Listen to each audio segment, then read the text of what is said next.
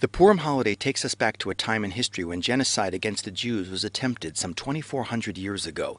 It marks the Jewish people's rescue from the plot of Haman, a high officer of the Persian Empire and advisor to King Ahasuerus.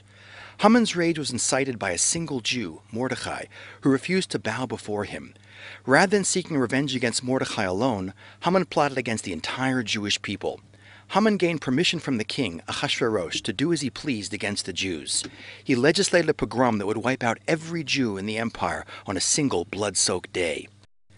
Haman cast lots to determine the day when he and his minions would destroy the Jews. In leaving this date entirely to chance, Haman's message was unmistakable. The Jews who believed in the providence of a beneficent God would be subject to the blind whim of fate. A casual roll of the dice would be the instrument that seals their end, while the God of the Jews would stand helplessly by. Haman's challenge came at a crucial point in history. His provocations were a test. Was God still relevant in the post-biblical age when open miracles were no longer common and prophecy was coming to an end? In the end, the Jews were saved from Haman's plot, but pointedly, they were saved in a non-miraculous way. In the events of Purim, serendipitous happenings conspired to bring about unexpected results. Alone, each of these events could be seen as nothing more than a fortuitous coincidence. But taken together, they weave a miraculous chain of events orchestrated by God. King Ahasuerus holds a spectacular 6-month feast in the capital city of Shushan. It just so happens that when Queen Vashti refuses to obey the king, he has her eliminated. And when a global beauty contest is held to replace her, it just so happens that Esther, a Jewish girl, is chosen. When palace guards plot to assassinate the king, Mordecai, Esther's relative, happens to overhear and foil the plot. One night, it just so happens that the king can't fall asleep. He asks for the book of records, which just so happens to open to the page recording Mordecai's long-forgotten act of loyalty. At that moment, Haman happens to approach the king for permission to hang Mordecai. Instead, Ahasuerus tells Haman to dress Mordecai in the royal robes and parade him on horseback through the streets of Shushan. The heroics of Mordecai and Esther was in recognizing God's hand in taking the necessary action, no matter how challenging it may be.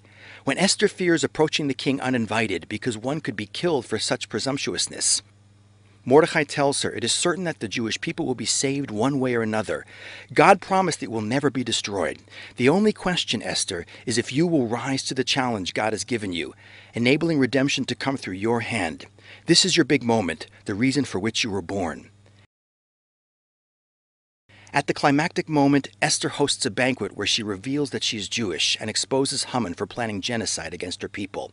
The king is shocked and orders that Haman be hanged on the very same gallows he prepared for Mordecai.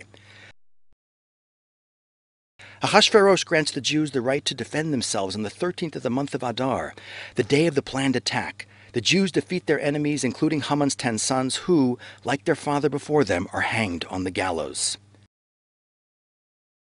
Mordecai enacts an annual holiday with feasting, giving gifts to poor, and food to friends. Appropriately, the holiday is called Purim, literally, lots that are cast, commemorating how Haman's worldview that everything is determined by chance was overturned by the Jewish ideal that God is present. Chekhov once said that if a rifle lies above the mantel in Act 1 of a play, it had better go off by Act 3. The mark of a good playwright is that no plot element is superfluous. Everything ultimately has a role.